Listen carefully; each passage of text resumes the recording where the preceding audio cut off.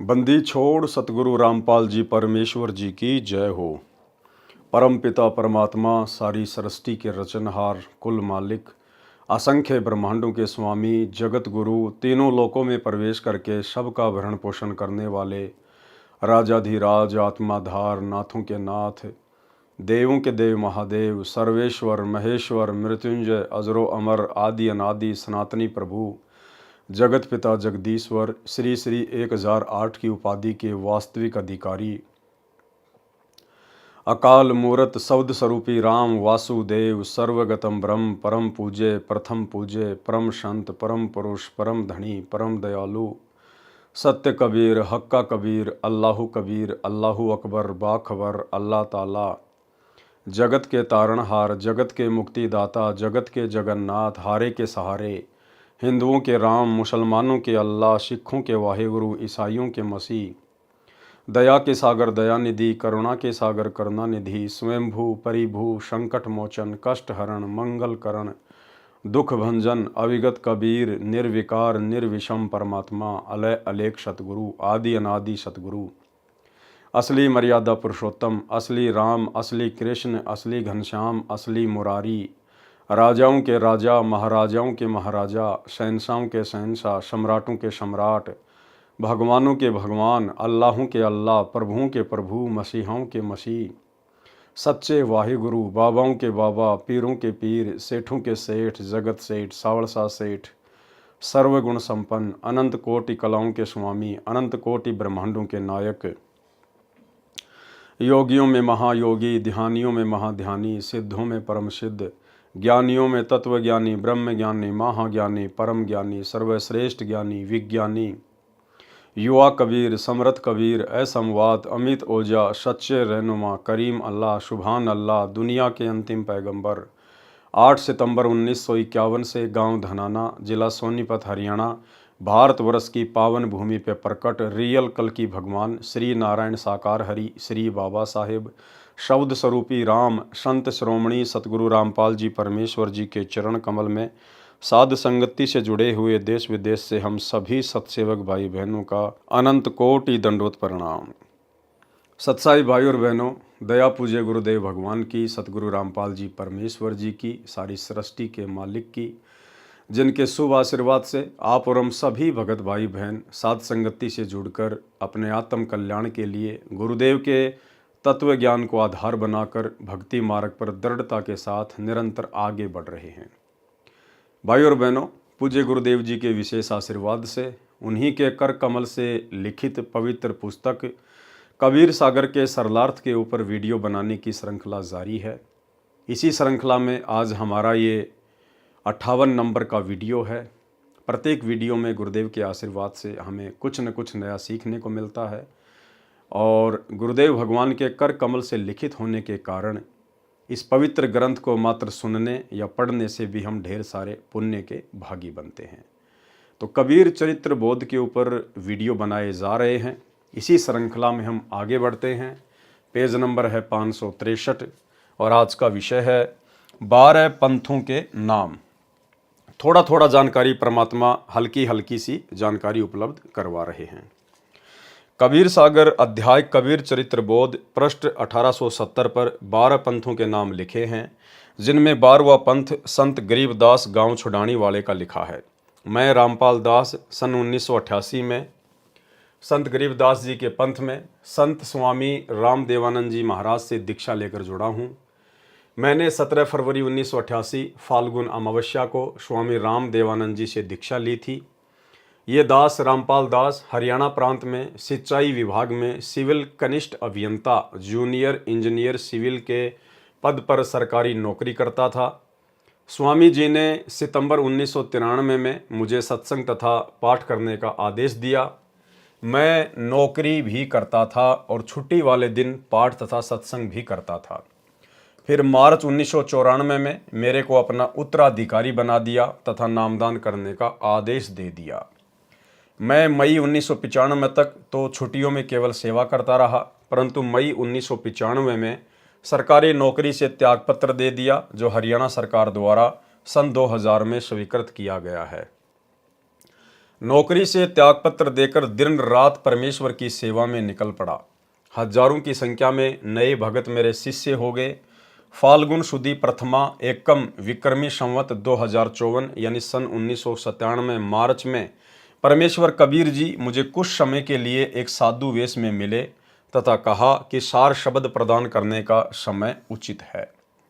सार शब्द देना प्रारंभ कर दे। उस समय से पहले न तो मेरे गुरुजी ने किसी को सार शब्द दिया था, केवल मेरे को आदेश हुआ है सार शब्द देने का। कारण यह है कि परमेश्वर कबीर जी ने धर्मदास जी को तो सार शब्द दे दिया था, परंतु उसको आगे किसी को न देने की प्रतिज्ञा करवाई थी। एक चीज़ ध्यान रखना भाई और बहनों, हमने तो शिक्षा लेनी है, शिक्षा। और निकट भविष्य में जब गुरुदेव भगवान अपनी लीला पूरी करके और अपने सतलोक धाम को चले जाएंगे, उसके बाद हम भाई बहन किसी प्रकार से धोखा ना खा जाएं। यहाँ एक बात कही गुरुदेव भगवान ने, आप और हम भाइयों ने थोड़ा विचार करना चाहिए उस पर। क्या कह रहे हैं परमात्मा? सन 1997 मार्च में परमेश्वर कबीर जी मुझे कुछ समय के लिए एक साधु वेश में मिले। आप और हम साथ संगति से जुड़े हुए भाई बहनों को तो ये पक्का विश्वास हो चुका है, मीन मेघ की संशय की कोई गुंजाइश नहीं है कि परमेश्वर अपने आप को छुपाते हुए इस प्रकार की बातें लिख रहे हैं। अन्यथा सतगुरु रामपाल जी परमेश्वर स्वयं ही कबीर भगवान हैं। और कबीर भगवान को भला मार्च 1997 में और दूसरा कबीर भगवान आके कौन मिलेगा? तो साथ संगति से जुड़े हुए भाई बहनों का कंसेप्ट तो बिल्कुल क्लियर है परमेश्वर को लेकर। अब एक बात यहां गुरुदेव कह रहे हैं कि मार्च 1997 में जब कबीर परमेश्वर मुझे एक साधु के रूप में मिले तो उन्होंने मुझे सार शब्द को आगे देने का आदेश दे दिया। ध्यान से देखिएगा, सन 1997 मार्च में परमेश्वर कबीर जी मुझे कुछ समय के लिए एक साधु वेश में मिले तथा कहा कि सार शब्द प्रदान करने का समय उचित है और सार शब्द देना प्रारंभ कर दे। लेकिन ये गलती भाई और बहनों, गुरुदेव भगवान के इस पृथ्वी लोक से अपनी लीला पूरी करने के बाद सतलोक जाने के उपरांत आप और हमने बिल्कुल भी नहीं करनी है। हमारे जीवन में आज भी गुरु का सर्वप्रथम महत्व है और गुरुदेव भगवान के सतलोक चले जाने के बाद भी गुरुदेव भगवान का ही प्रथम महत्व रहेगा। यदि सतलोक जाने के बाद हमारी परीक्षार्थ पूज्य गुरुदेव भगवान ने उस दाढ़ी मूछ वाली शकल में, जिसको सतलोक आश्रमों से जुड़ी हुई संगत अपना कबीर भगवान मानती है, यदि दाढ़ी मूछ वाले रूप में हमें दर्शन दिए तो भाई और बहनों हमने उनकी किसी भी बात को स्वीकार नहीं करना है। यानी इस पृथ्वी लोक से जब गुरुदेव सतलोक चले जाएंगे, पुण्यात्माओं को नाम दीक्षा देकर कि बच्चों अब तुम मर्यादा में रह के भक्ति करना, मैं ऊपर सतलोक में बैठ के सब कुछ देख रहा हूँ, तुम मेरे से एक सेकंड के लिए भी ओझल नहीं हो, दूर नहीं हो, और तुम भी इसी प्रकार से अपने गुरु के ऊपर विश्वास रख के कि मेरा गुरु शब्द रूप में पल पल मेरे साथ में है और जब उनकी आवश्यकता पड़ेगी वे किसी भी समय प्रकट हो सकते हैं और मेरी हर क्रिया को वे पल पल देख रहे हैं। इस प्रकार से तुम्हें भक्ति करनी है। तो गुरुदेव के सतलोक जाने के बाद यदि गुरुदेव ने हमारी परीक्षा के लिए कोई अन्य रूप बना लिया, जिसे ये दुनिया कबीर दास के नाम से जानती है, दाढ़ी मूछ वाला रूप, और गुरुदेव यदि हमारे सामने कभी प्रकट होते हैं या शौपन में कभी आते हैं और यदि वे हमें कोई बात कहते हैं, कोई आदेश देते हैं, तो भाई और बहनों हमने ये गलती नहीं करनी है। हमने केवल उसी रूप वाले आदेश को स्वीकार करना है जो रूप हमारे पूज्य गुरुदेव जी का होगा। उनके अलावा हमने किसी भी रूप वाले आदेश को स्वीकार नहीं करना है, अन्यथा हम उसी समय फेल हो जाएंगे। अब यहाँ तो सतगुरु रामपाल जी स्वयं परमात्मा है, ये तो भगवान है। हालांकि भक्ति का जो नियम है वो यही होता है कि शिष्य को केवल अपने गुरु का ही आदेश फॉलो करना होता है, लेकिन सतगुरु तो स्वयं कबीर परमात्मा है, इसलिए इनके ऊपर ये कंडीशन लागू नहीं है। इसलिए गुरुदेव भगवान कह रहे हैं कि 1997 में मुझे कबीर परमात्मा आके मिले और आगे सार शब्द देने का आदेश दिया। जबकि भक्ति नियम अनुसार तो शिष्य ने अपने गुरु की ही बात माननी पड़ती है, और गुरु यदि पूर्ण है तो शरीर त्यागने के बाद भी शिष्य के समक्ष प्रकट हो जाएगा। लेकिन यहाँ मामला अलग है, क्योंकि यहाँ जो आदरणीय राम देवानंद जी थे वे केवल सतगुरु रामपाल जी के मुंह बोले गुरु थे। असल में सतगुरु रामपाल जी उनके सतगुरु थे। और 1997 की बात जो गुरुदेव भगवान कह रहे हैं ये केवल अपने आप को छुपाते हुए, और कबीर सागर में परमात्मा ने 600 साल पहले धर्मदास जी के माध्यम से जो वाणी लिखवाई थी कि जब आवे 5500 पांचा तब ये वचन मेरा होगा साचा, तो उस वाणी को सत्य सिद्ध करने के लिए ये 1997 की घटना का गुरुदेव जिक्र कर रहे हैं। जबकि गुरुदेव भगवान को कोई कबीर परमात्मा किसी भी साधु वेश में आके नहीं मिला, ये स्वयं ही कबीर परमात्मा है। क्योंकि हमारे गुरुदेव यदि कोई बात कहते हैं तो भाई और बहनों गुरुदेव उसके 10-10 प्रमाण सामने रखते हैं। जिस प्रकार ब्रह्मा विष्णु महेश के माता पिता हैं, ब्रह्मा विष्णु महेश नाशवान हैं, ये केवल 3 लोक के भगवान है, इनकी जन्म और मृत्यु होती है, इन सभी बातों के गुरुदेव ने 10-10 प्रमाण दिए। लेकिन मार्च 1997 में सतगुरु रामपाल जी को कबीर परमात्मा साधु वेश में मिले और सार शब्द देकर अंतर ध्यान हो गए, इस बात का आपको कहीं कोई प्रमाण, कहीं कोई सबूत नहीं मिलेगा। और ना हमें चाहिए, क्योंकि हमें पता है कि गुरुदेव लीलामय तरीके से ये बात यहाँ पर क्यों लिख रहे हैं, अपने आप को छुपाते हुए। तो अब हम भाई बहनों ने समझ में आ जानी चाहिए पूरी लीला इस परमेश्वर की, जितनी हमारे लिए समझना आवश्यक है। यानी गुरुदेव के सतलोक जाने के बाद या गुरुदेव के धरती पर रहते सहते गुरुदेव के अलावा हमने किसी के भी भक्ति आदेश को स्वीकार नहीं करना है, यदि वो आदेश गुरुदेव भगवान के तत्व ज्ञान से, उनके सत्संगों से मेल नहीं खाता है। तो मार्च 1997 में परमेश्वर कबीर जी मुझे कुछ समय के लिए एक साधु वेश में मिले तथा कहा कि सार शब्द प्रदान करने का समय उचित है, सार शब्द देना प्रारंभ कर दे। उस समय से पहले न तो मेरे गुरुजी ने किसी को सार शब्द दिया था, क्योंकि गुरुदेव के मुंह बोले गुरुदेव स्वामी राम देवानंद जी के पास में सार शब्द था ही नहीं, तो भला वे देंगे किसको। केवल मेरे को आदेश हुआ है सार शब्द देने का। कारण यह है कि परमेश्वर कबीर जी ने धर्मदास जी को तो सार शब्द दे दिया था, परंतु उसको आगे किसी को न देने की प्रतिज्ञा कराई थी। धर्मदास जी वृद्ध अवस्था के कारण परिवार मोह में फंसकर प्रतिज्ञा तोड़ना चाहते थे और अपने पुत्र चूड़ामणि को सतनाम तथा सारनाम बताना चाहते थे। तब परमेश्वर कबीर जी ने कहा कि धर्मदास मेरी योजना का नाश मत कर, तेरे पुत्र को मैं दीक्षा दूंगा, मैं ही इसको गुरुपद प्रदान करूंगा। केवल प्रथम मंत्र जो ब्रह्म गायत्री मंत्र है, उस समय केवल 5 नाम ही दिए जाते थे। वे 5 नाम कमलों में बैठे देवी देवताओं के हैं, जो परमेश्वर कबीर जी ने शब्द कर नैनो दीदार महल में प्यारा है में लिखे हैं, तथा वे ही संत गरीबदास जी ने ब्रह्म वेदी नामक अंग में लिखे हैं। परमेश्वर कबीर जी ने ये ही 5 नाम चूड़ामणि जी को दीक्षा में दिए थे। अब सोचो भाई और बहनों, 650 साल पहले परमात्मा ने जिस आत्मा को गुरु पद दिया, जिस आत्मा को निमित्त बनाया, उसको तो केवल बीच बीच के 5 मंत्र ही दे रहे हैं। प्रथम मंत्र भी पूरा नहीं दिया, ना सतनाम दिया, ना सारनाम दिया। फिर भला धर्मदास जी जो अधिकारी नहीं थे, उनको सार शब्द कैसे दे देंगे, उनको सतनाम कैसे दे देंगे। धर्मदास जी को भी केवल बीच बीच के 5 ही मंत्र मिले थे।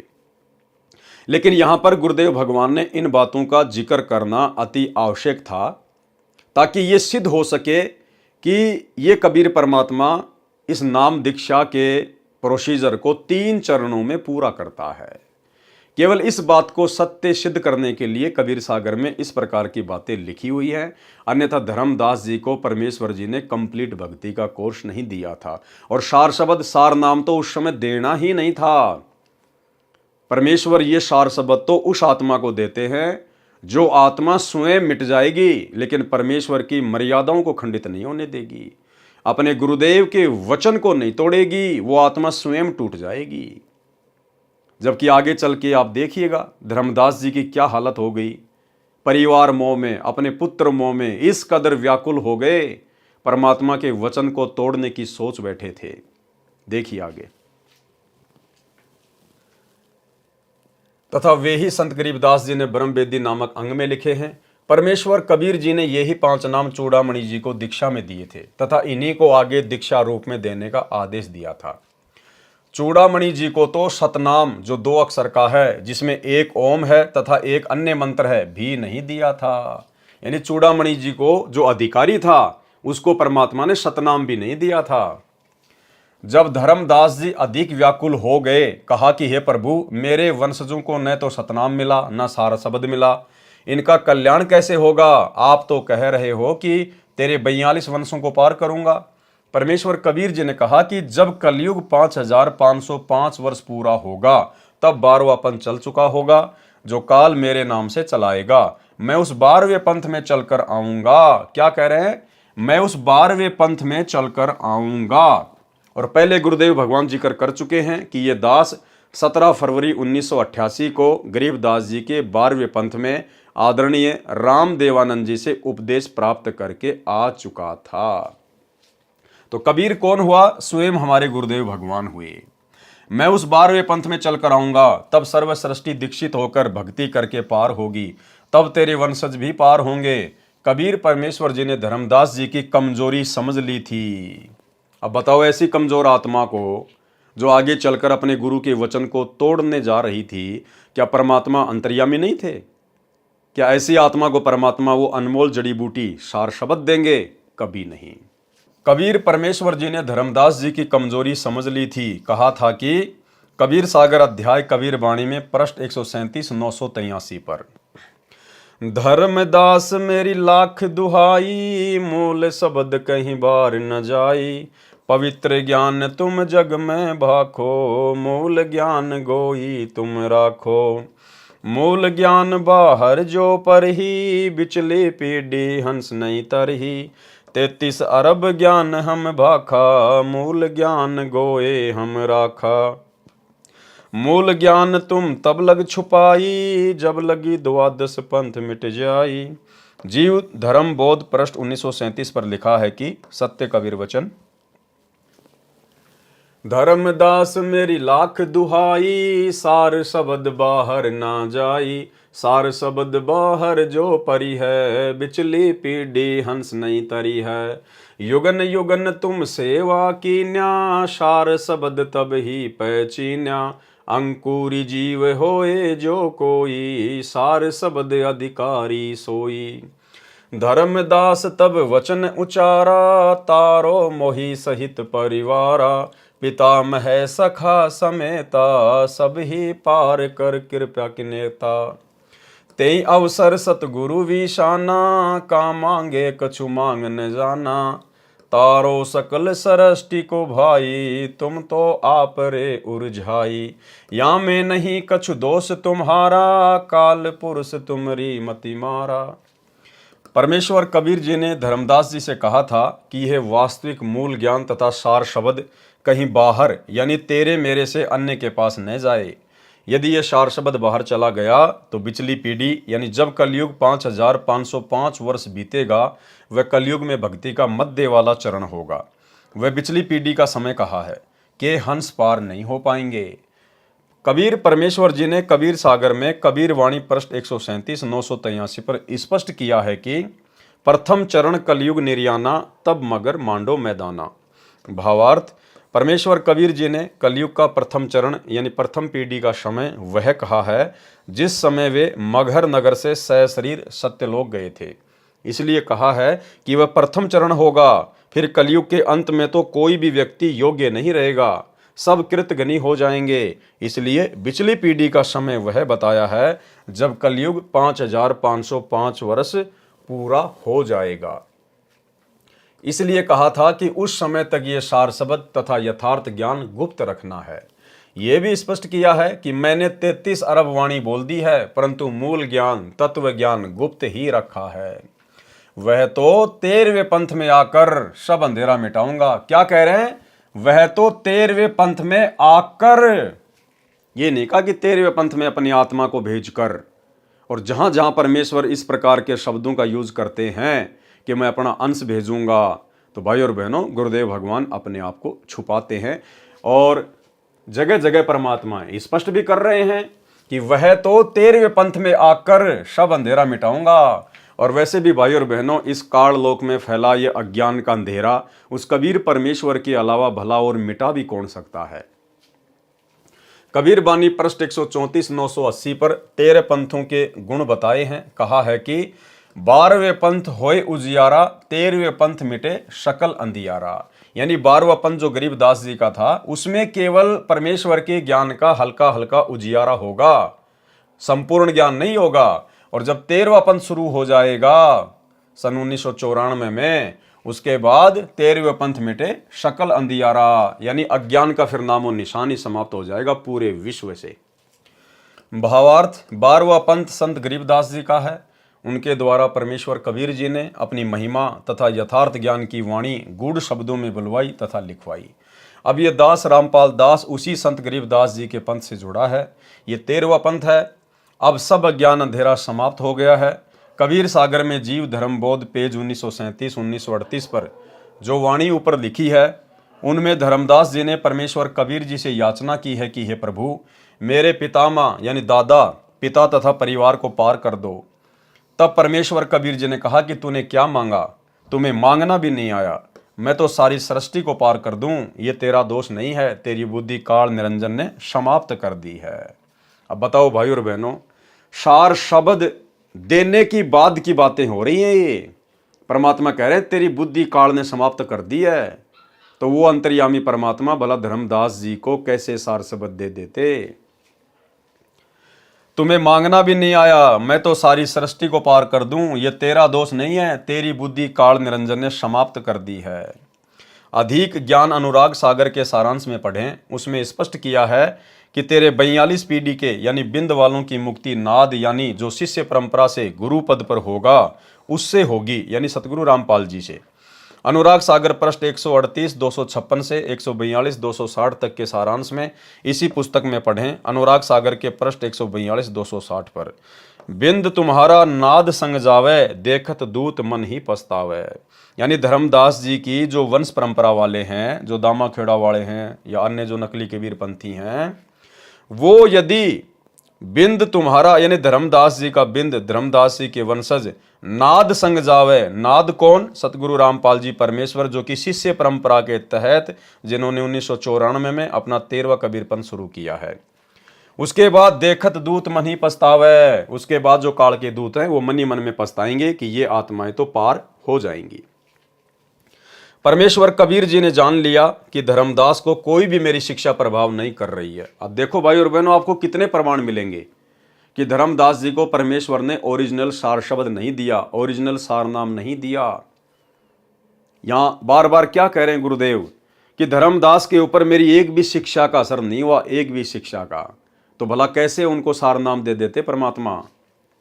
परमेश्वर कबीर जी ने जान लिया कि धर्मदास को मेरी कोई भी शिक्षा प्रभाव नहीं कर रही है। वृद्ध अवस्था के कारण इसका दिमाग डगमग हो चुका है। तब धर्मदास जी को परमेश्वर कबीर जी उड़ीसा में उस स्थान पर ले गए जहां परमेश्वर कबीर जी ने पत्थर के चोरा यानी चबूतरे पर बैठकर समुद्र को रोककर जगन्नाथ का मंदिर टूटने से बचाया था, जिसे अब जगन्नाथपुरी के नाम से जाना जाता है। धर्मदास जी को वहां ले जाकर परमेश्वर कबीर जी ने ज्ञान पुनः दृढ़ किया। बार बार मन में दोष आने से कि नाम बता दूं अपने परिवार को, जो परमेश्वर कबीर जी यानी गुरु जी की आज्ञा का उल्लंघन करने का विचार था, उससे वे नाम रहित हो चुके थे। उड़ीसा में धर्मदास जी के पुनः तीनों नाम शुद्ध किए। तब धर्मदास जी सचेत हुए और परमेश्वर कबीर जी से कहा कि हे प्रभु, वृद्ध अवस्था के कारण मेरा मन डगमग हो जाता है। मैं कभी गलती करके ये गुप्त भेद अपने परिवार को बता दूंगा, मुझे सतलोक भेज दो, मैं परिवार मोह में फंसा हूं। अब बताओ, सार शब्द तो परमात्मा उस आत्मा को देते हैं जो परिवार मोह से बिल्कुल बाहर निकल जाता है, जिसकी सुरती सतलोक में लग जाती है, जिसको भक्ति और अपने गुरु के अलावा कुछ भी दिखाई नहीं देता। और धर्मदास जी अपनी कितनी बड़ी कमजोरी सिद्ध कर रहे हैं कि भगवान मुझे सतलोक भेज दो, मैं तो बूढ़ा हो गया, मेरा दिमाग डगमग हो गया, मैं कभी भी आपका ये गुप्त भेद अपने वंशजों को बता दूंगा। तो ऐसी आत्मा को भला कैसे परमात्मा वो अनमोल नाम देंगे। तब परमेश्वर कबीर जी ने धर्मदास जी के परिवार के समक्ष, यानी उस समय चूड़ामणि पुत्र तथा पत्नी आमिनी देवी भी उपस्थित थे, जीवित को पृथ्वी में समाधि दे दी, यानी जीवित को मिट्टी में दबा दिया। अब यहाँ कुछ एक भगत भाई बहनों को शंका हो जाती है कि भाई जब धर्मदास जी को परमात्मा ने जीवित ही मिट्टी में दबाया तो धर्मदास जी को तो बड़ी तकलीफ हुई होगी, उनकी तो श्वासें रुक गई होंगी, वो तो तड़प तड़प के मरे होंगे। परमात्मा ने ऐसा क्यों किया? भगवान तो वैसे भी शरीर छुड़वा सकता था। तो भाई और बहनों, हमने अपने गुरुदेव भगवान की, अपने परमात्मा की किसी भी लीला पर संदेह व्यक्त नहीं करना चाहिए। परमेश्वर का कोई भी कार्य होता है वो लीलामय होता है। आपको दो उदाहरण देते हैं। सबसे पहला उदाहरण तैमूर लंग का। जब तैमूर लंग को परमेश्वर ने खाना खाते खाते तैमूर लंग की माँ की प्रार्थना पर कि महाराज जी दया करो, हम बहुत गरीब हैं, थोड़ा धन दे दो, तो परमेश्वर ने एक लोहे की सांकल उठाई और तैमूर लंग की पीठ में जोर जोर से सात मारी। और तैमूर की माँ ने सोचा कि ये महात्मा तो पागल है, कोई पागल, इतना सोचा ही था, परमात्मा अंतर्ध्यान हो गए। बाद में तैमूर लंग ने बताया कि माँ, आपने बाबा के बारे में ऐसा नहीं सोचना चाहिए था। हे माँ, जब वो बाबा मेरी पिटाई कर रहे थे, मुझे तो पता भी नहीं चल रहा था कि बाबा मेरी पिटाई कर रहा है, मुझे तो महसूस ही नहीं हुआ। सबसे पहला उदाहरण तो ये। दूसरा उदाहरण आपको एक भगत का इंटरव्यू सुनाते हैं, भगत करमवीर दास, झज्जर, हरियाणा से। काफ़ी समय पहले से गुरुदेव भगवान से जुड़ चुका था और उसको कोई बीमारी हो गई, कोई तकलीफ हो गई शरीर में, और डॉक्टर जब उसके शरीर से मवाद निकालते थे इंजेक्शन से तो उसको भयंकर पीड़ा होती थी, भयंकर पीड़ा, चिल्लाता था। एक समय उसने परमात्मा से अर्ज करी, अरदास करी कि हे परमेश्वर दया करो, दया करो। तो गुरुदेव भगवान ने उसको दर्शन दिए और परमेश्वर ने कहा कि बेटा ले तू ये मंत्र जाप करना जिस समय वो डॉक्टर तेरी मवाद निकालने के लिए आए। उसने ऐसा ही किया।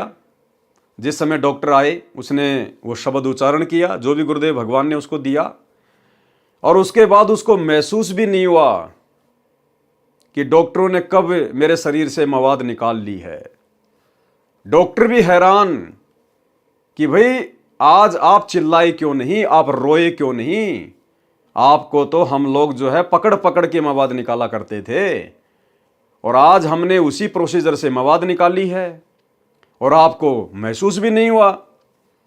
तब उसने कहा जी ये बातें आपकी समझ से बाहर की हैं। ये छोटा सा इंटरव्यू है, सुन लीजिए। नमस्कार सर। सत साहिब जी। सर क्या नाम है आपका? मेरा नाम है जी करमवीर दास। करमवीर जी आप कहाँ से हैं? मैं गांव बागपुर से जी, जिला झज्जर, हरियाणा से। सर संत रामपाल जी महाराज से कब जुड़े आप?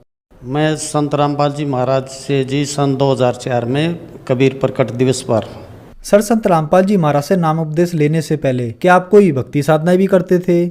जी हमको किसी भी पंथ से नहीं जुड़े थे।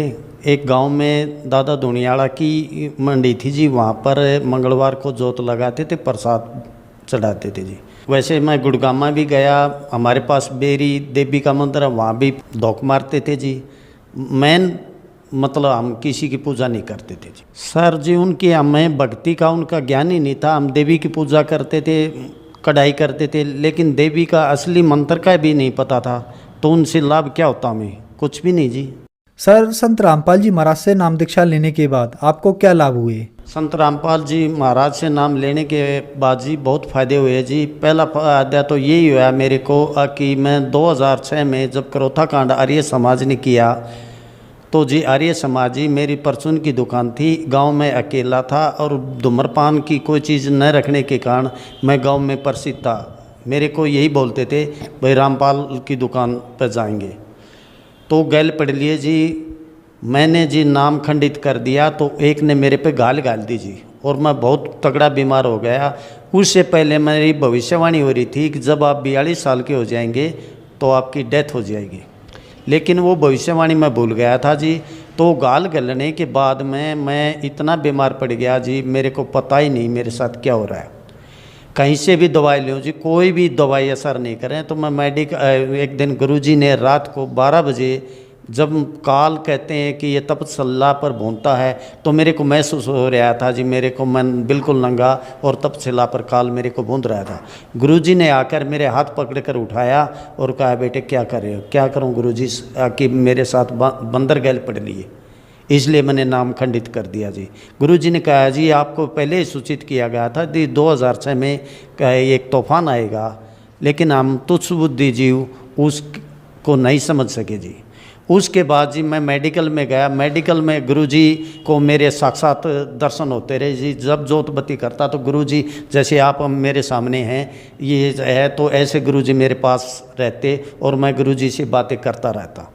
तो घर वाले कहते इसके दिमाग में फ़र्क हो गया, भाई ये गर्म गोली खा गया, अरे ये कुछ ही बैंडता। गुरुजी ने मेरे को सतलोक दिखाया जी, तीनों लोगों का ज्ञान करवाया। मैं घर की सारी बात बताता रहा, लेकिन गुरुजी घर वालों ने मेरे पे विश्वास नहीं किया। बड़ा भाई तो ये कहता भाई इसके दिमाग में फ़र्क हो गया। जब मैंने कहा कि आपने गरीबदास की वाणी सुनी है, गरीबदास को भी बावला बता दिया था, इस क्या कर ले इस दुनिया साणी को, तो मैं सच बोल रहा हूँ, लेकिन मेरे को विश्वास, मेरी बात पर विश्वास नहीं किया। जब मेरे को मेडिकल रोहतक में ले जाया गया तो मेरे कमर में पानी बता दिया जी। पहले दिन पानी निकालने लगे तो जी पानी नहीं निकला। गुरुजी संत रामपाल जी के दर्शन हुए, वो मेरे साथ में खड़े हो गए, मेरे टीचर के पास मैं पड़ा हुआ था। तो संत गुरु रामपाल जी महाराज ने से मैंने अरदास लगाई, गुरुजी ये मेरे कमर में पानी बताते हैं, पानी है नहीं। गुरुजी ने आदेश दिया, वो पानी तो कल भी नहीं था और आज भी नहीं निकला। माँ गुरुजी ये फिर मेरे को वैसे करते हैं, दर्द इतना होता कि धरती आसमान एक हो जाता। तो संत रामपाल जी महाराज ने मेरे को एक विधि बताई, मैं अपने आपे से, अपने शरीर से बाहर हो गया। अब भाई जब भी ये क्रिया करते हैं, ये अपना काम करते हैं, इनके कार्य में बाधा मत डालो, और जो करते हैं कर रहे हैं। जो आपकी बीमारी थी वो मैंने काट दी, अब तो ये अपनी क्रिया करने दो। अगले दिन जी फिर मेरे को पानी की चेकिंग के लिए गए। मैंने डॉक्टर से कहा, माँ डॉक्टर साहब मेरी पर्ची पर लिख दो, मेरे कमरे में पानी नहीं है। डॉक्टर साहब ने भी मना कर दिया, लेकिन ये कहा भाई पानी तो है नहीं, लेकिन आप चेक करवाओगे तो मैं आपको लिखूँगा, वैसे नहीं लिखूँगा। फिर मेरे गुरुजी संत रामपाल जी द्वारा बताई विधि मेरे याद आई। मैंने कहा जी निकाल लो। बेंच पर लेट गया और गुरुजी के ने जो विधि बताई थी संत रामपाल जी महाराज ने, उस विधि का मैंने स्मरण किया। तो उन्होंने पानी निकाला, पानी निकला नहीं। मेरे को पता नहीं मेरे साथ क्या हो रहा है। तो जब वो कहे, बड़ा भाई था, छोटा लड़का था जी, तो वो कहने लगे चल भाई उठ। तो मैं हंस रहा था, तो वो कहने लगे भाई कल तो तू किलकी मार के रो रहा था, आज तू हंस रहा है। मैंने उनको यही कहा, आज मेरे पास कोई शक्ति थी, मालिक मेरे साथ में खड़े थे, उन्होंने मेरे को ये दिया, मेरे को किसी प्रकार का भी कोई दर्द नहीं हुआ। तो भाई और बहनों, आप लोगों को यकीन हो जाना चाहिए, जब ये परमात्मा अपनी लीला करता है तो लीला को कोई समझ भी नहीं पाता है। तो हमने अपने गुरुदेव भगवान की किसी भी बात के ऊपर संशय या संदेह व्यक्त नहीं करना चाहिए। परमात्मा जो करते हैं वही करते हैं जो उनको उचित लगता है, तो हमने कोई संदेह नहीं करना चाहिए। पुण्यात्माओं, विचार करो, सतनाम तथा सार शब्द सुरक्षित रखने के लिए अपनी प्यारी आत्मा धर्मदास जी को भी जीवित पृथ्वी में दबा दिया, तो वे मंत्र कितने महत्वपूर्ण हैं। जैसा कि धर्मदास जी से परमेश्वर कबीर जी ने कहा है, जीव धर्म बोध पृष्ठ 1934 पर, युगन युगन तुम सेवा कीन्या, ताते सार शब्द में चीन्या। भावार्थ, हे धर्मदास, तुमने युगों युगों भक्ति की है, तब तुझे ये सार शब्द समझ में आया है, तब ही ये तुझे मिला है। तो हे प्रिय पाठकों, विचार करो, आप पिछली पीढ़ी में जन्मे हो और जिन्होंने दीक्षा ले ली और अब सार शब्द भी मिल चुका है, तो आप कितने पुण्यकर्मी हो।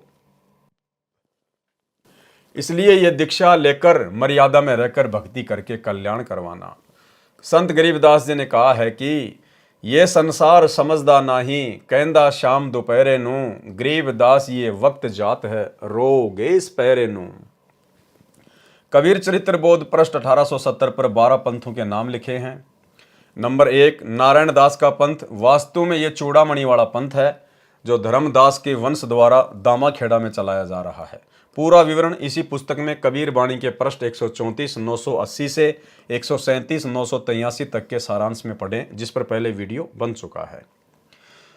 कृपया देखें कबीर सागर की अध्याय कबीर चरित्र बोध के पृष्ठ 1870 की फोटोकॉपी, जिसमें 12वां पंथ गरीबदास जी का है, ये सत्य है। दूसरा, जागू यानी यागूदास ये भी ठीक है, शेष सब सत्य हैं, परंतु प्रथम नारायण दास गलत है, क्योंकि नारायण दास ने तो परमेश्वर कबीर जी का ज्ञान स्वीकार ही नहीं किया था। वे तो आजीवन श्री कृष्ण पुजारी रहे थे। आज भी बांधवगढ़ में श्री कृष्ण जी का मंदिर विद्यमान है। ये उसकी फोटोकॉपी है जो गुरुदेव भगवान ने यहाँ पर लगाई है। कबीर चरित्र बोध पृष्ठ 1871 पर महाप्रलय का वर्णन गलत है। यथार्थ वर्णन इसी पुस्तक में पृष्ठ 71 से 77 तक पढ़ें, जिसके ऊपर पहले वीडियो बन चुके हैं। कबीर चरित्र बोध पृष्ठ 1874 से 1876 तक कबीर जी का सत्यलोक गमन का वर्णन है। ये बहुत ठीक है। यथार्थ जानकारी कृपया आगे पढ़ें। कबीर चरित्र बोध पृष्ठ 1876 पर लिखा है कि कबीर जी का आदि में यानी पहले कोई शरीर नहीं था तथा न अंत में मगर में कोई शरीर था। वह तेज पुंज का प्राकट्य था। लेखक का भावार्थ है कि कबीर जी निराकार हैं। कबीर चरित्र बोध पेज 1884-1885 पर कबीर जी के लोक और हंसों का वर्णन गलत है। लिखा है कि जब मुक्त हंस सतलोक में जाता है तो उसके शरीर का प्रकाश करोड़ों सूर्य तथा चांद से भी अधिक हो जाता है। यह गलत वर्णन है। यथार्थ ज्ञान यह है कि एक मुक्त हंस के शरीर का कुल प्रकाश 16 सूर्यों के समान होता है। कबीर चरित्र बोध पेज 1886 पर लिखा है कि जब संसार से मुक्त होकर जीव शतलोक में प्रवेश करता है तो वहाँ के हंस यानी जीव नीचे से गए हंसों की आगवानी के लिए सतलोक से बाहर निकलते हैं, गले मिलते हैं, प्रसन्न होकर कहते हैं कि बहुत दिनों से बिछुड़े हंस आज हमसे मिले हैं। सब मिलजुल कर सत्य पुरुष के दर्शन कराने को लेकर जाते हैं।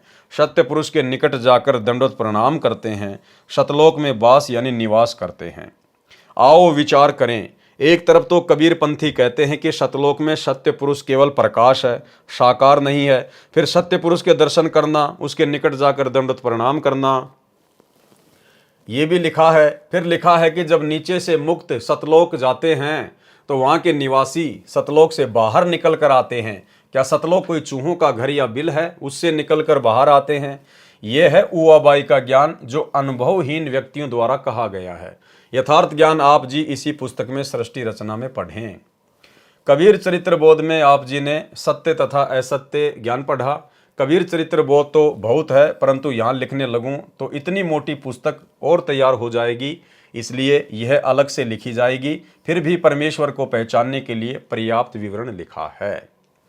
प्रभु कबीर जी का मगर से सशरीर सतलोक गमन तथा सूखी नदी में नीर बहाना। उसके बाद इस भ्रम को तोड़ने के लिए कि जो मगर में मरता है वह गधा बनता है और काशी में मरने वाला स्वर्ग जाता है, बंदी छोड़ कहते हैं कि सही विधि से भक्ति करने वाला प्राणी चाहे वह कहीं पर भी प्राण त्याग दे, वह अपने सही स्थान पर ही जाएगा। इस प्रकार भाइयों और बहनों, आज गुरुदेव भगवान की गैर हाजिरी में आप यदि मर्यादा में है और सही भक्ति कर रहे हैं तो आपने कहीं भी किसी भी सतलोक आश्रम में जाकर धक्के खाने की आवश्यकता नहीं है। परमात्मा शब्द रूप में पल पल आपके साथ है। यदि आप मर्यादित हैं तो, यदि आप गुरु को परमात्मा मान रहे हैं तो परमेश्वर आपके घर पर, आपके घट में पल पल विराजमान है। उन अज्ञानियों का भ्रम निवारण करने के लिए कबीर साहिब ने कहा कि मैं मगर में मरूंगा और सभी ज्योतिषी वाले देख लेना कि मैं कहाँ जाऊंगा, नरक में जाऊंगा या स्वर्ग से भी ऊपर शतलोक में। कबीर साहिब ने काशी से मगर के लिए प्रस्थान किया। वीर सिंह बघेला और बिजली खान पठान ये दोनों ही सतगुरु के शिष्य थे। वीर सिंह ने अपनी सेना साथ ले ली। अब देखना भाइयों और बहनों, वीर सिंह को भी भला कैसे सार शब्द मिला होगा। जब धर्मदास जी को नहीं दिया तो वीर सिंह को कहां से दिया होगा। लेकिन परमेश्वर ने जो जिक्र किया है कि फिर उसको सार शब्द दिया, केवल यह सत्य साबित करने के लिए कि कबीर परमात्मा 650 साल पहले 3 चरणों में नाम दीक्षा दिया करते थे। अन्यथा आप जी वीर सिंह बघेल की हरकतें अब आप देखेंगे तो आपकी समझ में आ जाएगा कि सार शब्द लेने के बाद भला ऐसी हरकतें कौन कर सकता है। अपने गुरु को शरीर में कौन मान सकता है। वीर सिंह ने अपनी सेना साथ ले ली कि कबीर साहेब वहां पर अपना शरीर छोड़ेंगे। इस शरीर को लेकर हम काशी में हिंदू रीति से अंतिम संस्कार करेंगे। यदि मुसलमान नहीं मानेंगे तो लड़ाई करके सब को लाएंगे। सेना भी साथ ले ली। अब इतनी बुद्धि है हमारी। कबीर परमेश्वर जी हर रोज शिक्षा दिया करते थे कि हिंदू मुसलमान दो नहीं है। अंत में फिर वही बुद्धि क्या कह रहे हैं। कबीर परमेश्वर जी हर रोज शिक्षा दिया करते थे कि हिंदू मुसलमान दो नहीं है, अंत में फिर वही बुद्धि। सन 1994 से गुरुदेव रोज यही ज्ञान दे रहे हैं कि जीव हमारी जाति है, मानव धर्म हमारा, हिंदू मुस्लिम सिख ईसाई धर्म नहीं कोई न्यारा, सब एक परमात्मा के बच्चे हैं। उसके बावजूद भी सतलोक आश्रम मैनेजमेंट हरियाणा की वही कुबुद्धि। मध्य प्रदेश में बजरंग दल वालों ने, विश्व हिंदू परिषद वालों ने बांग्लादेश के मुसलमानों के खिलाफ अपना रोष प्रकट किया, धरने प्रदर्शन किए और दुर्बुद्धि के शिकार सतलोक आश्रम मैनेजमेंट हरियाणा वाले, इनके कोऑर्डिनेटरों ने संगत को इकट्ठा किया और बांग्लादेश के मुसलमानों के खिलाफ विरोध प्रदर्शन में विश्व हिंदू परिषद और बजरंग दल वालों के साथ में बैठा दिया। ये लोग आज भी नहीं समझ पा रहे कि मुसलमान कौन है, हिंदू कौन है और हम कौन हैं। तो भाई और बहनों, सतगुरु के ज्ञान का 1% भी असर वर्तमान में ना तो सतगुरु के कलयुगी परिवार को है और ना इन कोऑर्डिनेटरों को है। कबीर परमेश्वर जी हर रोज शिक्षा दिया करते कि हिंदू मुसलमान दो नहीं है, अंत में फिर वही बुद्धि। उधर से बिजली खान पठान को पता चला कि कबीर साहब यहां पर आ रहे हैं। बिजली खान पठान ने सतगुरु तथा सर्व आने वाले भक्तों तथा दर्शकों की खाने तथा पीने की सारी व्यवस्था की और कहा कि सेना तुम भी तैयार कर लो, हम अपने पीर कबीर साहिब का यहाँ पर मुसलमान विधि से अंतिम संस्कार करेंगे। कबीर साहिब के मगर पहुँचने के बाद बिजली खान ने कहा कि महाराज जी स्नान करो। कबीर साहिब ने कहा कि बहते पानी में स्नान करूँगा। बिजली खान ने कहा कि सतगुरुदेव यहाँ पर साथ में एक आमी नदी है, वह भगवान शिव के श्राप से सूखी पड़ी है, उसमें पानी नहीं है। जैसी व्यवस्था दास से हो पाई है पानी का प्रबंध करवाया है, आपके स्नान के लिए प्रबंध किया है, लेकिन संगत बहुत आ गई, इनके नहाने की तो बात नहीं बन पाएगी। पीने का पानी पर्याप्त मात्रा में बाहर से मंगवा रखा है। कबीर साहिब ने कहा कि वह नदी देखे कहाँ पर है। उस नदी पर जाकर साहिब ने हाथ से ऐसे इशारा किया था जैसे यातायात का सिपाही रुकी हुई गाड़ियों को जाने का संकेत करता है। वह आमी नदी पानी से पूरी तरह भरकर चल पड़ी। बोलो सतगुरुदेव की जय। सत साहेब, ये आमी नदी वहां पर अभी भी विद्यमान है। सब ने जय जयकार की। साहिब ने कहा कि एक चादर नीचे बिछाओ, एक मैं ऊपर ओढ़ूंगा, क्योंकि वे जानी जान तो थे। कहने लगी कि ये सेना कैसे ला रखी है तुमने। अब बिजली खान पठान और वीर सिंह बघेला आमने सामने खड़े हैं। उन्होंने तो मुंह लटका लिया और बोले नहीं। वे दूसरे हिंदू और मुसलमान बिना नाम वाले बोले कि जी हम आपका अंतिम संस्कार अपनी विधि से करेंगे। दूसरे कहते हैं कि हम अपनी विधि से करेंगे। चढ़ा ली बाहें, उठा लिए हथियार तथा कहने लगे कि आ जाओ। कबीर साहब ने कहा, रे नादानो, क्या मैंने यही शिक्षा दी थी 120 वर्ष तक? इस मिट्टी का तुम क्या करोगे? चाहे फूंक दो या गाड़ दो, इससे क्या मिलेगा? तुमने क्या शिक्षा ली मेरे से? भाई और बहनों, आज दया हुई है साथ संगति से जुड़े हुए सत्सेवक भाई बहनों के ऊपर। अन्यथा आज भी 2014 बरवाला कांड के बाद सतगुरु की संगत में बिजली खान पठान और वीर सिंह बघेला की तरह जमकर लड़ाई झगड़े होते, जमकर मारकाट होती। यदि अपने सत्सेवक बच्चों पे परमात्मा ज्ञान की रजा ना बख्शते तो हम जहां जहां भी साथ संगतियां रखते थे, जहां जहां भी हम समागम करते थे, गुरुदेव को भोग लगाते थे, ज्ञान आधार से चर्चा करते थे, तो सतलोक आश्रम मैनेजमेंट हरियाणा को यह रास नहीं आता था। इनको लगता था अगर सभी आत्माएं इसी प्रकार से ज्ञान से परिचित हो जाएंगी और घर बैठकर गुरु को भगवान मानकर भक्ति करने लग गई तो हमारे आश्रमों में कौन आएगा, हमारा धार्मिक धंधा कैसे चलेगा। इन्होंने हर संभव प्रयास किया साथ संगतियां रुकवाने का, पुलिस वालों को भेजकर, पुलिस वालों को पैसे देकर, उनको शराब पिलाकर इन्होंने भक्तों को पिटवाया, गुरुदेव की फोटोओं को फिकवा दिया, हलवे राम को इन्होंने फिकवा दिया, बेरहमी से भक्तों को मारा पीटा, मुकदमे लगाए। भाई और बहनों, यदि परमात्मा सत्सेवकों के ऊपर अपनी विशेष रजा ना बख्शते, हमारा ज्ञान योग ना खोलते, यदि हमारे अंतःकरण में परमात्मा डर पैदा ना करते कि भाई अगर गुरु नाराज हो गया तो फिर किस लिए हम भक्ति कर रहे हैं। हमने इनकी गालियां खाई, हमने इनकी मार सही, हमने इनके मुकदमे सहे, लेकिन हमने उफ तक नहीं किया, उफ तक। जबकि 2 हाथ तो हमारे भी थे, लठ वगैरह तो वहाँ हमारे पास भी होते थे। चक्कू वगैरह, अन्य सामग्री वगैरह सबके पास होती है। लेकिन हमने कभी भी सत्सेवकों ने उफ तक नहीं किया, इनकी गालियां खाई, इनकी मार खाई, इनके डंडे खाए। अन्यथा भाइयों और बहनों, आज भी वही महाभारत हो जाता, वही महाभारत है। लेकिन सतगुरु की विशेष रजा, विशेष मेहर साध संगति से जुड़े हुए भगत भाई बहनों पर, और इसका प्रतिफल भाइयों और बहनों अब आने वाले समय में मिलेगा, आने वाले समय में। क्योंकि सतगुरु के विशेष नजदीक, उनकी विशेष सेवाओं में केवल सत्सेवक भाई बहन ही 24 घंटे उपस्थित रहेंगे। और जिन्होंने अपनी अज्ञानता और नादानी और मूर्खता का परिचय दे दिया बरवाला कांड के बाद, लड़ाई झगड़े करके, मार पिटाई करके, गुरुदेव के सत्संगों के विरुद्ध कुकर्म करके, आने वाले समय में भाई और बहनों उन लोगों को गुरु के दर्शन भी दुर्लभ होंगे, दर्शन भी दुर्लभ। इससे क्या मिलेगा? तुमने क्या शिक्षा ली मेरे से? सुन लो, यदि झगड़ा कर लिया तो मेरे से बुरा नहीं होगा। वे जानते थे कि ये कबीर साहिब परम शक्ति युक्त हैं, यदि कुछ कह दिया तो बात बिगड़ जाएगी। शांत हो गए, पर मन में यही था कि शरीर छोड़ने दो, हमने तो यही करना है। वे तो जानी जान थे, उस दिन गृह युद्ध शुरू हो जाता, सत्यानाश हो जाता, यदि साहिब अपनी कृपया न बख्शते। कबीर साहिब ने कहा कि एक काम कर लेना, तुम मेरे शरीर को आधा आधा काट लेना, परंतु लड़ना मत। ये मेरा अंतिम आदेश सुन लो और मानो। इसमें जो वस्तु मिले उसको आधा आधा कर लेना।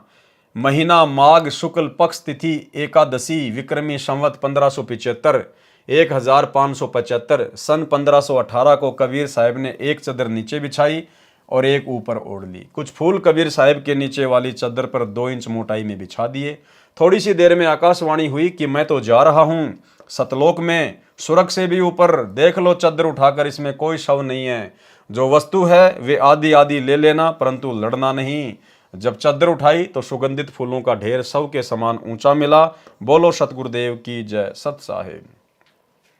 अब सोचिए भाई और बहनों, जिस वीर सिंह बघेल की हरकत के कारण उसका गुरु अंत में महादुखी होके सतलोक गमन से पहले ये शब्द कह रहा है कि ये मेरा अंतिम आदेश है, मेरी अंतिम पुकार है, लड़ना मत, मेरे शरीर को काट लेना।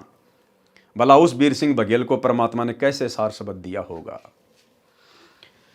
वीर देव सिंह बघेल और बिजली खान पठान एक दूसरे के सीने से लगकर ऐसे रोने लगे जैसे कि बच्चों की मां मर जाती है। अब भाई रोने से क्या फायदा, अब चिल्लाने से क्या फायदा, अब पछताने से क्या फायदा। जब समय था उस समय सतगुरु को पहचानते, सतगुरु की शिक्षाओं पे चलते, अमल करते। अब सतगुरु के जाने के बाद तुम कितने बड़े भगत बन जाओ, तुम कितने पश्चाताप करो, उन चीजों का कोई लेना देना नहीं होता। फिर तो वहां पर रुदन मच गया। हिंदू और मुसलमानों का प्यार सदा के लिए अटूट बन गया। एक दूसरे को सीने से लगाकर हिंदू और मुसलमान रो रहे थे। कहने लगे कि हम समझे नहीं, ये तो वास्तव में अल्लाह आए हुए थे। और यही गलती, यही पश्चाताप आने वाले दिनों में सतलोक आश्रम मैनेजमेंट हरियाणा, गुरुदेव का कलयुगी परिवार, ये कोऑर्डिनेटर और इन सतलोक आश्रमों से जुड़ी हुई तमाम संगत को होने वाला है कि भाई यदि हम भी समय रहते साध संगति से जुड़ जाते, अपने गुरु को भगवान मान के, घर को आश्रम बना के, ज्ञान को आधार बना के भक्ति करते, तो हमारा जीवन सफल हो जाता। लेकिन भाई अब तो कुछ भी हाथ नहीं आया। और ऊपर आकाश में प्रकाश का गोला जा रहा था। बोलो सतगुरुदेव जी की जय, सत साहिब। तो वहां मगर में दोनों धर्मों, हिंदुओं तथा मुसलमानों ने एक एक चद्दर तथा आधे आधे सुगंधित फूल लेकर 100 फुट के अंतर में एक एक यादगार भिन्न भिन्न बनाई, जो आज भी विद्यमान है। तथा कुछ फूल लाकर काशी में, जहाँ कबीर साहिब एक चबूतरे पर बैठकर सत्संग किया करते थे, वहाँ काशी चौरा नाम से यादगार बनाई। अब वहाँ पर बहुत बड़ा आश्रम बना हुआ है। मगर में दोनों यादगारों के बीच में एक सांझला द्वार भी है। आपस में कोई भेदभाव नहीं है। ये उसके चित्र हैं। मगर स्थान जहाँ पर हिंदुओं तथा मुसलमानों द्वारा बनाई गई 7 यादगार। हिंदू और मुसलमान ऐसे रहते हैं कि जैसे माँ जाए भाई रहा करते हैं। उनसे हमने बात की थी तो उन्होंने कहा कि हमारी आज तक धर्म के नाम पर कोई लड़ाई नहीं हुई। वैसे कहाँ सुनी तो घर के घर में हो जाती है, फिर भी हमारी आपस में धर्म के नाम पर लड़ाई नहीं होती है। बिजली खान पठान ने दोनों यादगारों के नाम 500 बीघा जमीन दी, जिसमें हिंदू तथा मुसलमान अपने प्रबंधक कमेटी बनाकर व्यवस्थित किए हैं।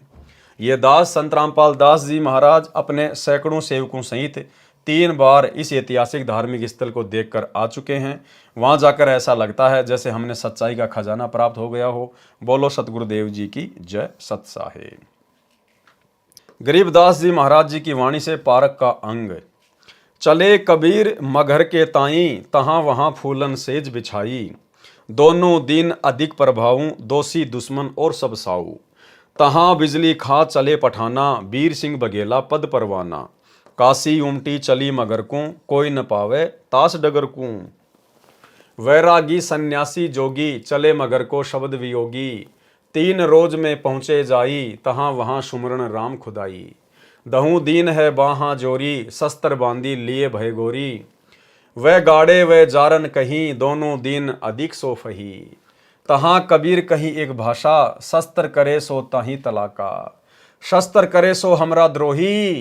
क्या कह रहे हैं परमात्मा? क्या कहा उस समय कि जो भी हथियार उठाएगा वो मेरा द्रोही है। शस्त्र करे सो हमरा द्रोही। अब सतलोक आश्रम मैनेजमेंट हरियाणा वालों ने तो भाई और बहनों साथ संगत वालों को लठों से मारा है, लठों से। ये परमात्मा के द्रोही हैं, परमेश्वर के द्रोही। शस्त्र करे सो हमरा द्रोही, जाकी पैज पिछोड़ी होई। सुन बिजली खां बात हमारी, हम हैं शब्द रूप निराकारी। वीर सिंह बघेला विनती करी है, हे सतगुरु तुम किस विधि मरी है। अब बताओ, वीर सिंह बघेला कह रहा कि भगवान आप कैसे मरोगे, किस प्रकार से मरोगे, शरीर छोड़ोगे या सह शरीर जाओगे? बताओ कैसे उसको सार शब्द मिला होगा। वीर सिंह बघेला विनती करी है, हे सतगुरु तुम किस विधि मरी है। तावा चादर फूल बिछाए, सीजिया छाड़ी पद ही समाए। 2 चादर दहु दीन उठावे, ताके मध्य कबीर न पावे। तहां वहां अविगत फूल सुवासी, मगर घोर और चोरा काशी। अविगत रूप अलख निर्वाणी, तहां वहां नीर छीर दिया छानी। दोहा, शंख जुगन जुग जगत में पद परवानी है न्यार। गरीब दास कबीर हुरी, अविगत अधरी आधार। बंदी छोड़ गरीबदास जी महाराज जी की वाणी से सदग्रंथ प्रश्न नंबर 781 782। कीन्या मगर पियाना सतगुरु, कीन्या मगर पियाना सतगुरु, कीन्या मगर पियाना हो। दोनों दीन चले संग जाके, हिंदू मुसलमाना हो। दोनों दीन चले संग जाके, हिंदू मुसलमाना हो। मुक्ति खेत को छोड़ चले हैं, तज काशी अस्ताना हो। मुक्ति खेत को छोड़ चले हैं, तज काशी अस्ताना हो। शाह सिकंदर कदम लेते हैं, शाह सिकंदर कदम लेते हैं, बादशाह सुल्ताना हो। दोनों दीन चले संग जाके, हिंदू मुसलमाना हो। देखो भाई और बहनों, यहां परमात्मा ने मुक्ति खेत कहा है। मुक्ति खेत यानी इस पृथ्वी लोक पर जन्म प्राप्त करके ही मुक्ति प्राप्त की जा सकती है। तो कितना बड़ा सौभाग्य! ये आप और हमारी अपनी कोई कोशिश नहीं है। गुरुदेव भगवान हमें इस 21 ब्रह्मांड के असंख्य छोटे छोटे ब्रह्मांडों से निकाल निकाल के और इस पृथ्वी लोक पर मनुष्य शरीर में, स्त्री या पुरुष के शरीर में और इस कलयुग की बिचली पीढ़ी में लेके आए हैं। अन्यथा भाई और बहनों, मोक्ष के तो केवल सपने ले सकते हैं। इस पृथ्वी लोक पर मनुष्य शरीर प्राप्त किए बिना और इस पूर्ण सतगुरु की शरण में आए बिना, और वो भी एक कलयुग की बिचली पीढ़ी, मोक्ष संभव नहीं। तो ये सारा का सारा जुगाड़ गुरुदेव भगवान ने स्वयं जोड़ा है, इसलिए हमने इसको सीरियस लेना है। 4 वेद के वक्ता संग है, खोजी बड़े बयाना हो। 4 वेद के वक्ता संग हैं, खोजी बड़े बयाना हो। सालिग्राम सूरत से सेवै, सालिग्राम सूरत से सेवै, ज्ञान समुंदर दाना हो। दोनों दीन चले संग जाके, हिंदू मुसलमाना हो।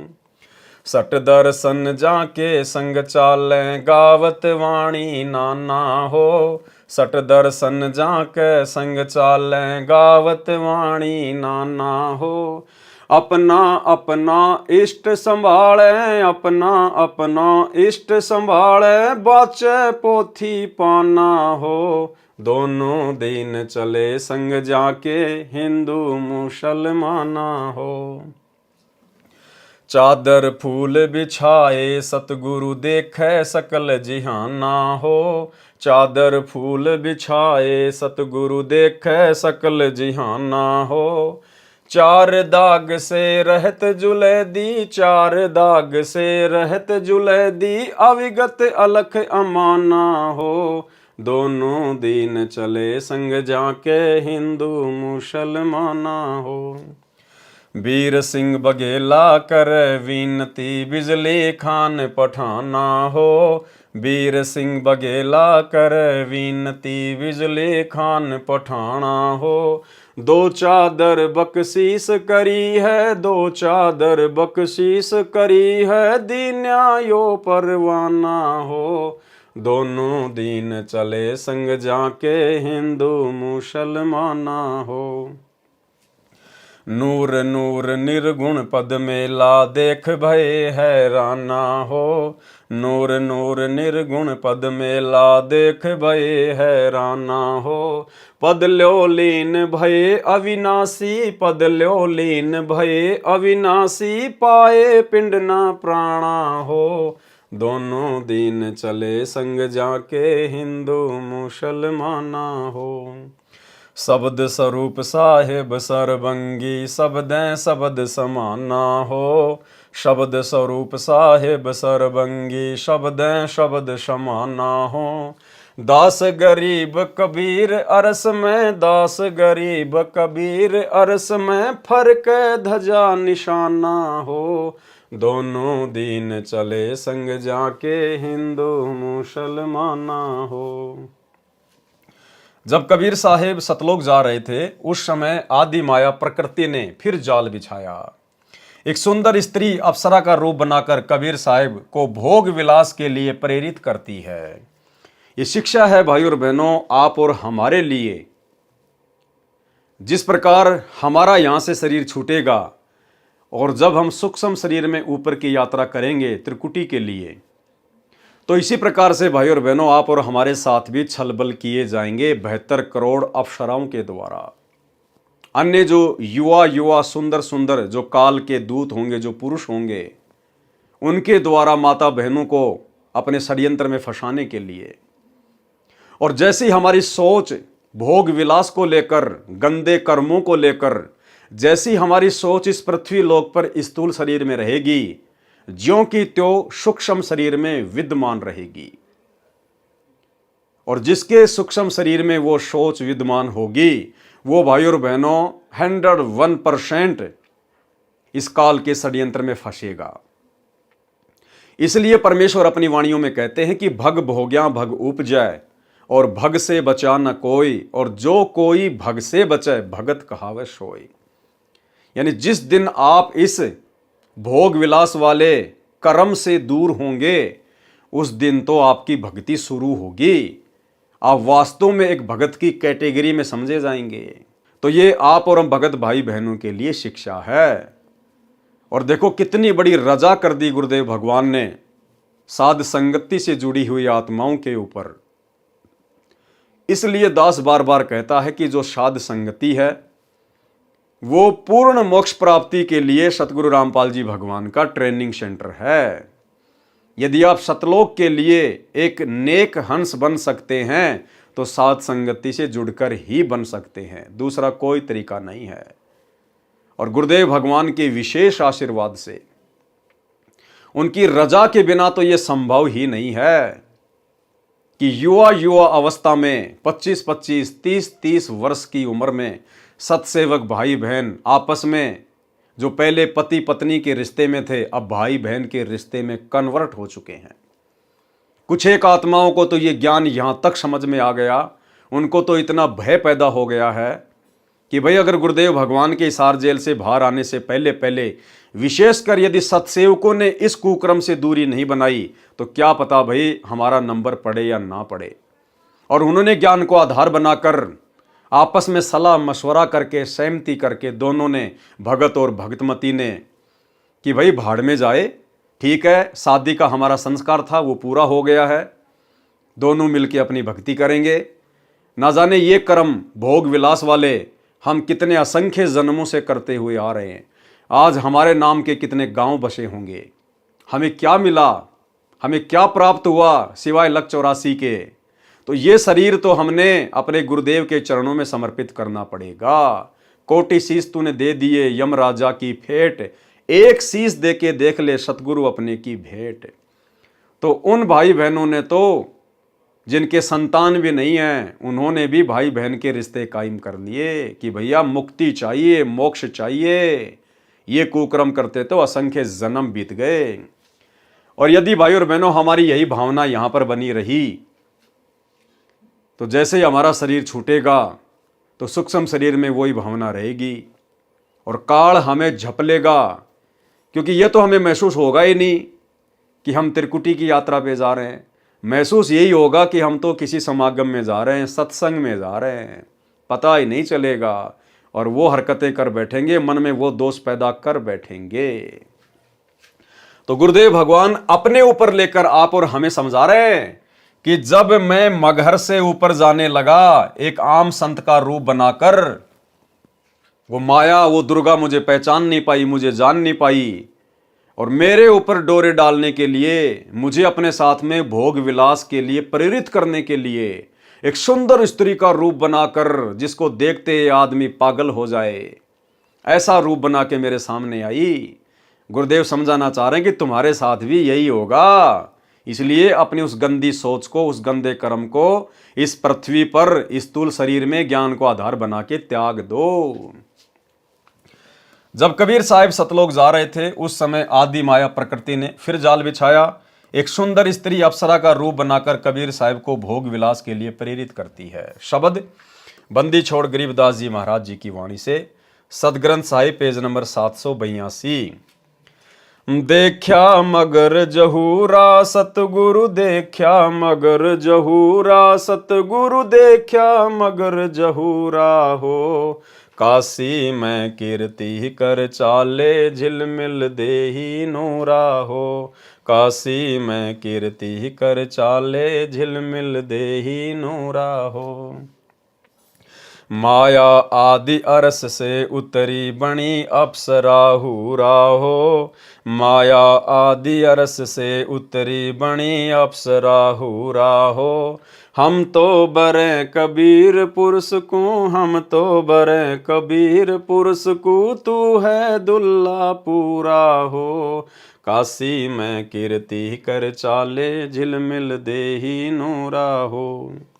माया कह कबीर पुरुष से, देखो बदन जहूरा हो। माया कह कबीर पुरुष से, देखो बदन जहूरा हो। अरस विमान सुरग में मंदिर, अरस विमान सुरग में मंदिर, भोगे हमको सूरा हो। काशी में कीर्ति कर चाले, झिलमिल देही नूरा हो। वो माया, वो दुर्गा अपने बाप के सामने आके खड़ी होगी, लेकिन पहचान नहीं पाई, और कहा कि देखो मेरा शरीर कैसे झिलमिल कर रहा है, देखो बदन जहूरा हो। अर्धनग्न होके खड़ी हो गई और कह रही है मैं तुम्हें अरस विमान दूंगी, मैं तुम्हें स्वर्ग में स्थान दूंगी, आप मेरे साथ में भोग विलास कीजिएगा। कहें कबीर सुनोरी माया, कुटिल नजर तुम घूरा हो। कि मेरे को ऐसे कुटिल नजरों से क्यों घूर रही है। कहे कबीर सुनोरी माया, कुटिल नजर तुम घूरा हो। जिन भोगी सोई कल रोगी, जिन भोगी सोही कल रोगी, हो गए धूरम धूरा हो। काशी में कीर्ति कर चाले, झिलमिल देही नूरा हो।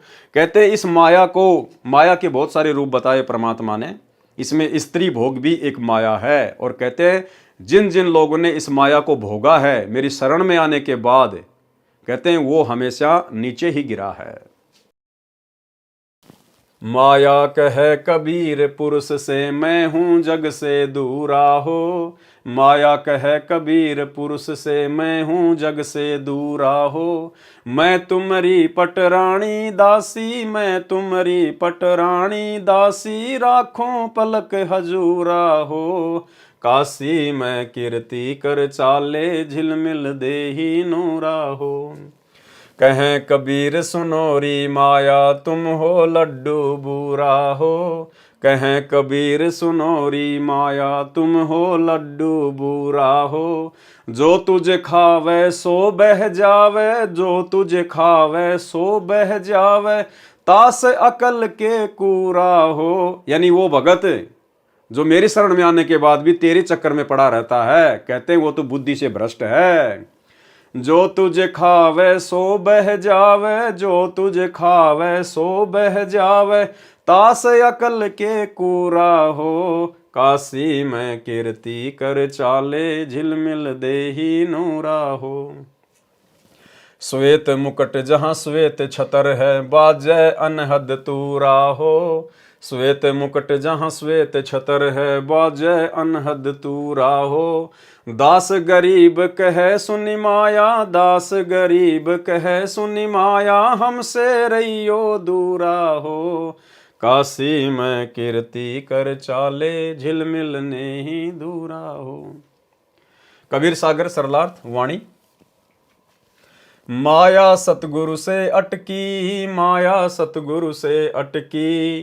फिर ये दुर्गा कबीर परमात्मा सतगुरु रामपाल जी भगवान के साथ में वाद विवाद करने लगी। जब देखा कि ये सीधे तरीके से मेरे जाल में नहीं फंस रहा है, फिर वाद विवाद करने लगी। माया सतगुरु से अटकी, माया सतगुरु से अटकी, जोगनी हमरे क्यों भटकी, जोगनी हमरे क्यों भटकी। कि मेरे रास्ते में क्यों आ रही है, मैं तो भगत हूँ परमात्मा का, मुझे तो मोक्ष प्राप्त करना है, मैं इस माया वाया के चक्कर में पड़ने वाला नहीं हूँ। यानी आप और हमारी भी सोच यही होनी चाहिए। यदि हमारे सामने भी जब हम त्रिकुटी की यात्रा करेंगे और अगर इस प्रकार की परिस्थितियां पैदा हो गई तो, लेकिन उस समय हम सामना जब करेंगे जब हम धरती पर वर्तमान में भक्ति करते करते इतनी दृढ़ता अपने अंदर पैदा करेंगे। हम तो भगली गर जोगी, हम तो भगली गर जोगी, हम ना माया के भोगी, हम ना माया के भोगी। अब जो वर्तमान में ही कार कोठी बनाने में, अपने बच्चों को बड़े बड़े इंजीनियर डॉक्टर बनाने में जो भगत लगे हुए हैं, बड़ी बड़ी स्कूलों में बड़ी बड़ी कोचिंग में पढ़ा रहे हैं, प्लाट पे प्लाट लेके पटके हुए हैं, वो भला फिर वहाँ कैसे बचेंगे। तो क्या कहा परमात्मा ने, हम नहीं माया के भोगी, हम नहीं माया के भोगी। तो मैं झगड़ा है भारी, तो मैं झगड़ा है भारी, मारे बड़ छतर धारी, मारे बड़ छतर धारी। सेवा कर सुमन की, सेवा कर सुमन की, हमको लागत है फीकी, हमको लागत है फीकी। यानी दुर्गा ने परमात्मा को बहुत सारे लोभ दिए और जो है प्रलोभ दिए, लेकिन परमात्मा ने कहा कि मेरे लिए तो सब फीके हैं, मेरी सुरती तो सतलोक में है। हमको लागत है फीकी, हमको लागत है फीकी। हमरी सार नहीं जानी, हमरी सार नहीं जानी, अरे तुत गाल दई घाणी, अरे तुत गाल दई घाणी। यानी दुर्गा ने उद्मस्त उतार दिया, हर प्रकार से हर चाल चली अपनी परमात्मा को फंसाने के लिए। चलती फिरती क्यों नाही तू, चलती फिरती क्यों नाही, हम रहते अवगत पद माही, हम रहते अवगत पद माही। हम रहते अवगत पद माही यानी हमारा ध्यान उस अविगत पद में है, हमारी सुरती सतलोक में है। हम यहाँ के किसी भी भोग के इच्छुक नहीं है। इंद्रदा राज कागदा विष्टा ना भोगा इंद्राणी नु। हमारे असली ज्ञान का भाई और बहनों उस समय पता चलेगा जब हम त्रिकुटी की यात्रा करेंगे, जब हमारे सामने रखे जाएंगे लोभ वो परलोभ।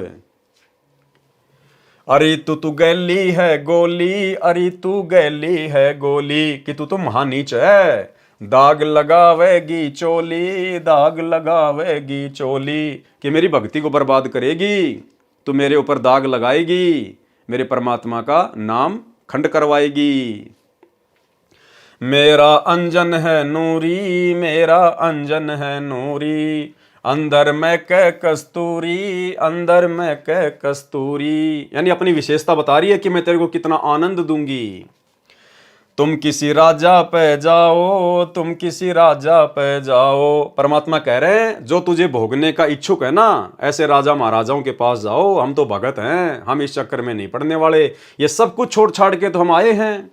हमारे गुरुदेव ने हमारे को यही तो ज्ञान दिया था कि हमने किसी भी प्रकार से माया के चक्कर में नहीं पड़ना, और ये माया तो सतलोक में बच्चों तुम्हारे चरणों की दासी है। चार मुक्ति जहां चंपी करती माया होरी दासी, ये ब्रह्मा विष्णु महेश के पास में जो चार मुक्ति है, अर्थ धर्म काम मोक्ष, इनकी तरफ तो हम सतलोक में नजर उठा के भी नहीं देखेंगे, इतने सुख है वहां। जैसे किसी के घर में स्कॉर्पियो गाड़ी खड़ी है, वो साइकिल की तरफ देखता भी नहीं है। तो सतलोक जाने के बाद 21 ब्रह्मांड के सुख तो ऐसे हैं जिसके घर में स्कॉर्पियो के सामने साइकिल खड़ी हो। तुम किसी राजा पे जाओ, तुम किसी राजा पे जाओ, हमरे मन नहीं भाओ, हमरे मन नहीं भाओ, मैं तो अर्धंगी दासी, मैं तो अर्धंगी दासी।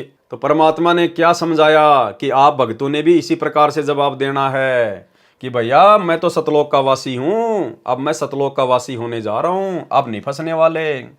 हम हैं अनहदपुर वासी, हम हैं अनहदपुर वासी, हमरा अनहद में डेरा, हमरा अनहद में डेरा, अंत ना पावेगी मेरा, अंत ना पावेगी मेरा, हम तो आदि जुगादनी जी, हम तो आदि जुगादनी जी, अरे तुझे माता कहूँ अकधी, अरे तुझे माता कहूँ अकधी, अब मैं देऊंगी गारी, अब मैं देऊंगी गारी। फिर दुर्गा नाराज हो गई जब देखा ना कि कोई दाव नहीं चल रहा, फिर वो डराने लगी, अब मैं देऊंगी गाड़ी, अब मैं देऊंगी गाड़ी, हम तो जोगी ब्रह्मचारी, हम तो जोगी ब्रह्मचारी, कि भैया हम तो सतगुरु के हंस हैं, सतगुरु के भक्त हैं, हमारे ऊपर गाली गलौज का कोई असर नहीं पड़ता है।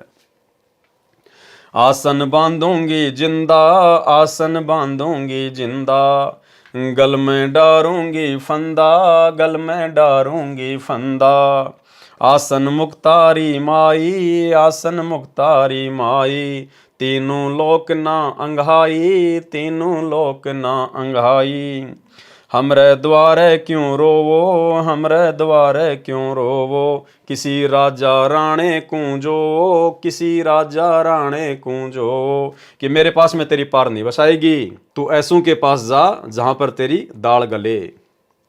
हमरे भांग नहीं भूनी, हमरे भांग नहीं भूनी, परमात्मा बोले हम ऐसे नहीं हैं जो किसी नशे वशे में आके भांग वांग पी के हैं, या किसी इच्छा के वशीभूत होके हम तेरे चक्कर में आ जाएंगे। हमरे भांग नहीं भूनी, हमरे भांग नहीं भूनी, माया शीस कूट रोणी, माया शीस कूट रोणी। फिर अंत में सिर पीट के दुर्गा भाग गई वहां से कि भैया ये तो कोई तगड़े संत की शरण में है, ये तेरे जाल में फंसने वाला नहीं है। हमरे भांग नहीं भूनी, हमरे भांग नहीं भूनी, माया शीस कूट रोणी, माया शीस कूट रोणी, तू तो जुगनी है खंडी, तू तो जुगनी है खंडी, मोरा फेर चली लंडी, मोरा फेर चढ़ी लंडी। चली गई दुर्गा।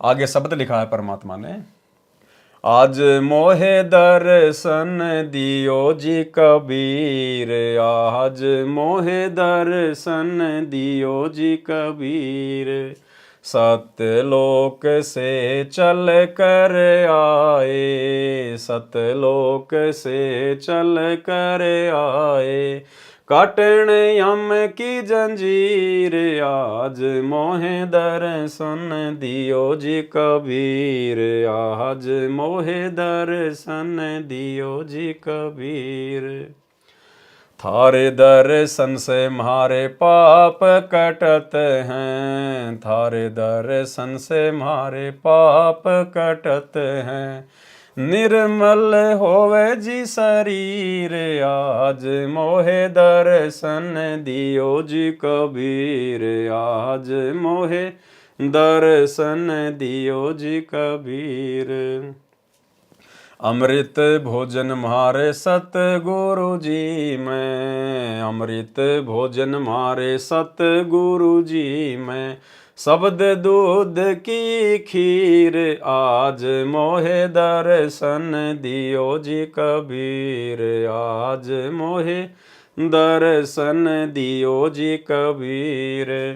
हिंदू के तुम देव कहाए, हिंदू के तुम देव कहाए, मुसलमान के पीर आज मोहे दर्शन दियो जी कबीर, आज मोहे दर्शन दियो जी कबीर।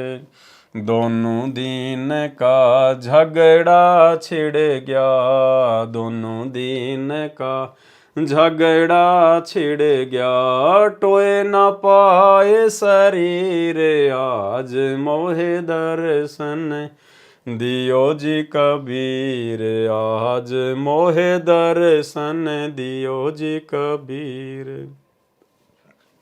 धर्मदास की अर्ज गुशाई, धर्मदास की अर्ज गुशाई, खेवा लगाइयो पर तीर आज मोहे दर्शन दियो जी कबीर, आज मोहे दर्शन दियो जी कबीर। मलुकदास जी को परमेश्वर कबीर जी संत रूप में मिले थे। उनको सत्यलोक ले जाकर वापस छोड़ा था, अपनी महिमा से परिचित करवाया। उसके पश्चात संत मलुकदास जी ने कबीर जी की महिमा का गुणगान किया। अगम निगम बोध के पृष्ठ 45 1735 पर मलुकदास जी का शब्द है। जपोरे मन साहेब नाम कबीर, जपोरे मन साहेब नाम कबीर। एक समय गुरु बंसी बजाई कालंदरी के तीर, एक समय गुरु बंसी बजाई कालंदरी के तीर। सुर नर मुनि सब चकित भये, रुक गया यमुना नीर, जपोरे मन साहेब नाम कबीर। काशी तज गुरु मगहर आए दो दिन के पीर, काशी तज गुरु मगहर आए दोनों दिन के पीर।